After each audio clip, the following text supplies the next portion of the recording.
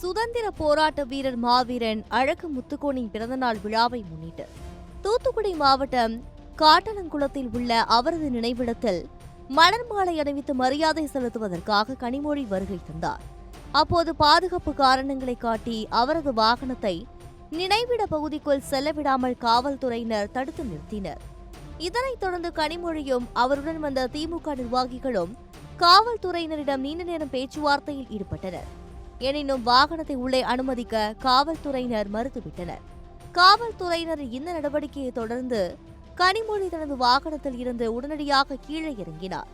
அங்கிருந்து சுமார் 1 கிலோமீட்டர் தூரம் வெயிலையும் பொருட்படுத்தாமல் தொண்டர்களுடன் நடந்து சென்ற அவர் மாவீரன் அழகு முத்துக்கோனின் சிலைக்கு மலர் மாலை அணிவித்து தனது மரியாதையை செலுத்தினார். நாடாளுமன்ற குழு தலைவரின் வாகனம் தடுத்து நிறுத்தப்பட்டு அவர் நடந்து சென்று மரியாதை செலுத்திய இந்த சம்பவம் அப்பகுதியில் பெரும் பரபரப்பை ஏற்படுத்தியுள்ளது.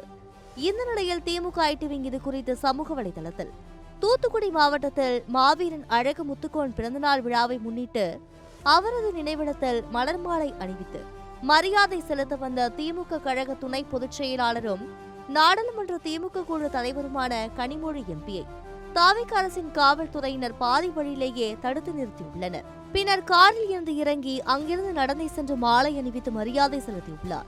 ஆட்சிக்கு வந்த நாள் முதல் பொய், பித்தலாட்டம், அராஜகம், களவாணித்தனம் செய்வதையும் அடக்குமுறைகளை ஏவி விடுவதை மட்டுமே வாடிக்கையாக கொண்டிருக்கும் இந்த கூட்டத்திற்கு காலம் தக்க பாடத்தை புகட்டும் என்று தெரிவித்துள்ளது.